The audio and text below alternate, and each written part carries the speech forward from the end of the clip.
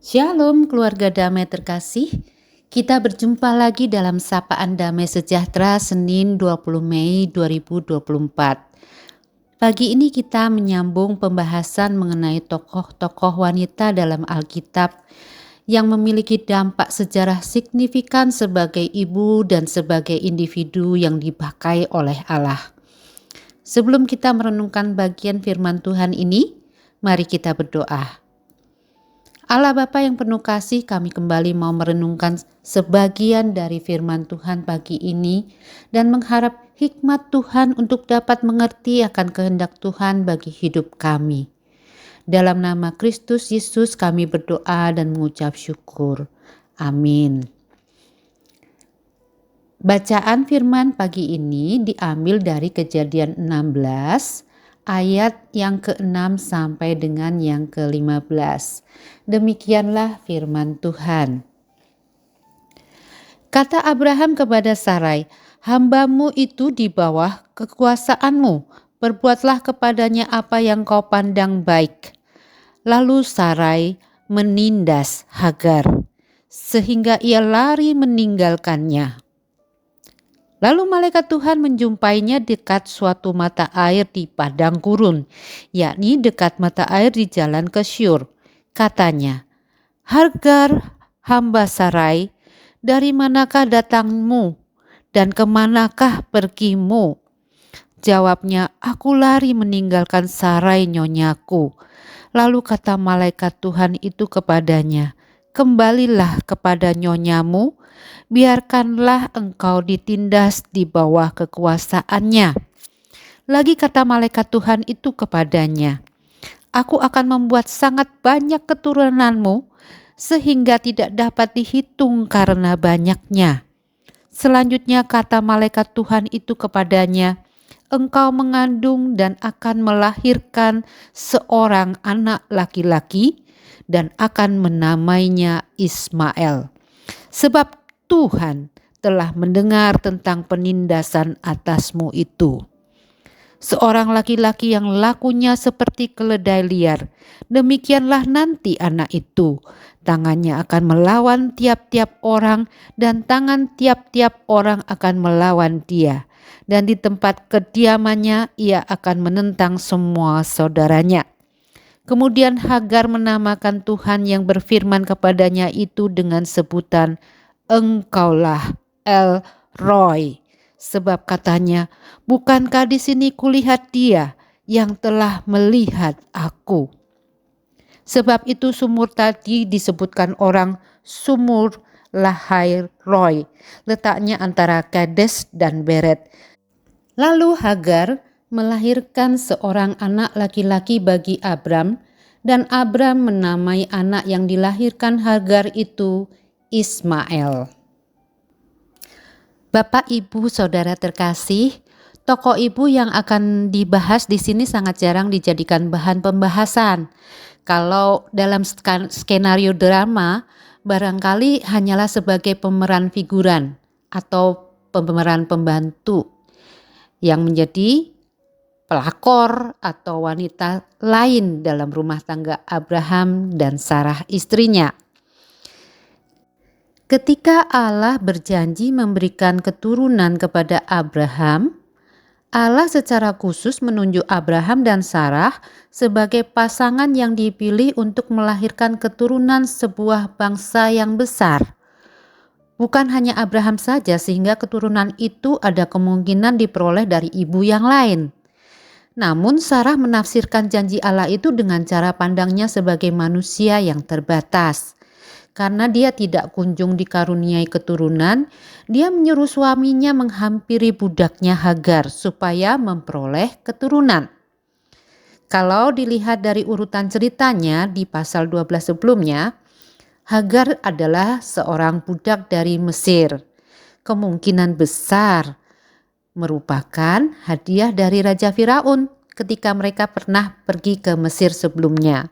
Waktu itu Firaun menginginkan Sarah yang cantik untuk dijadikan istri karena Abraham mengaku sebagai saudaranya. Sehingga Firaun memberi banyak hadiah kepada Abraham. Tetapi Tuhan tidak membiarkan pernikahan Abraham dan Sarah dinodai sehingga dia mendatangkan tulah bagi Firaun dan seisi istananya. Lalu Abraham dan Sarah diusir dari Mesir bersama segala hadiah dan harta benda milik mereka, termasuk di dalamnya mungkin budak yang diberikan oleh Firaun. Nah, setelah Hagar diberikan kepada suaminya, Sarah mulai menyesal karena rasanya Hagar memandang rendah nyonyanya ketika Hagar bisa hamil. Maka mengadulah Sarah kepada suaminya. Dan Abraham mengizinkan Sarah melakukan apa saja sesuka hatinya kepada Hagar karena toh statusnya adalah budak saja. Di ayat 6 disebutkan Sarah menindas Hagar sehingga ia lari meninggalkannya. Kalau dalam terjemahan NIV, mistreated atau KJV, dealt hardly. Dia diperlakukan dengan keras. Entah apa yang dilakukan oleh Sarah, tetapi Tuhan juga mengetahui hal itu. Nah, ini seperti yang kita baca tadi dari ayat 11b. Tuhan berkata, engkau mengandung dan akan melahirkan seorang anak laki-laki dan akan menamainya Ismail. Sebab Tuhan telah mendengar tentang penindasan atasmu itu. Jadi Sarah berlaku sewenang-wenang terhadap Hagar sehingga ia karena tidak tahan melarikan diri dalam keadaan hamil. Tuhan memang menentukan keturunan Abraham dan Sarah yang dipilih untuk melahirkan bangsa Israel. Tetapi Tuhan memperdulikan juga Hagar yang menderita sambil mengandung anaknya. Bisa saya bayangkan ia menangis, terengah-engah, sambil duduk kelelahan karena dalam kondisi hamil melarikan diri, tanpa membawa perbekalan yang cukup di padang gurun. Ketika seorang ibu dalam keadaan hamil, maka itu adalah suatu kondisi vulnerable, keadaan paling rentan dan tak berdaya. Suatu kondisi di mana seorang wanita berada pada posisi yang paling lemah, baik secara fisik maupun secara emosional. Namun lihatlah, malaikat Tuhan menjumpai Hagar. Allah mendengar keluhan dan rintihan ibu yang ditindas ini dan berjanji akan memberikan keturunan kepada Hagar, budak itu menjadi suatu bangsa yang besar juga. Saya terkagum-kagum dengan perintah Allah kepada Hagar supaya dia kembali kepada Sarah, nyonyanya itu. Ada sebuah rencana pelajaran iman yang ingin disampaikan Tuhan kepada Hagar, yaitu supaya Hagar menyaksikan mujizat Tuhan Allah Abraham tuannya itu. Dengan kembalinya kepada Abraham dan Sarah, Hagar melihat kemuliaan Tuhan dinyatakan ketika Sarah nyonyanya itu hamil di usia tua dan melahirkan Ishak, anak yang dijanjikan Tuhan. Hagar yang di mata manusia tidak berarti, tetapi Allah menjumpainya secara pribadi. Sehingga Hagar satu-satunya wanita dalam Alkitab yang memberi nama Allah El Roi, yaitu Dia yang melihat aku. Manusia boleh tidak melihat dia, tetapi Allah melihat Hagar. Dan itu sudah cukup baginya untuk mempercayai Allah. Suatu alasan untuk berpaling dari ilah-ilah Mesir kepada Allah yang hidup, Allah Abraham, Allah Sarah. Karena Allah itulah yang melihat kesengsaraannya. Maka Hagar pun taat dan kembali kepada Abraham serta nyonyanya.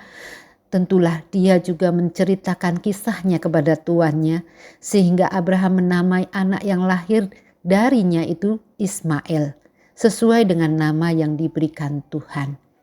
Bapak, Ibu, Saudara yang terkasih, pada saat kita bergumul sendiri, sudahkah kita menyadari bahwa Allah El Roi itu juga sedang memperhatikan kesesakan dan pergumulan kita?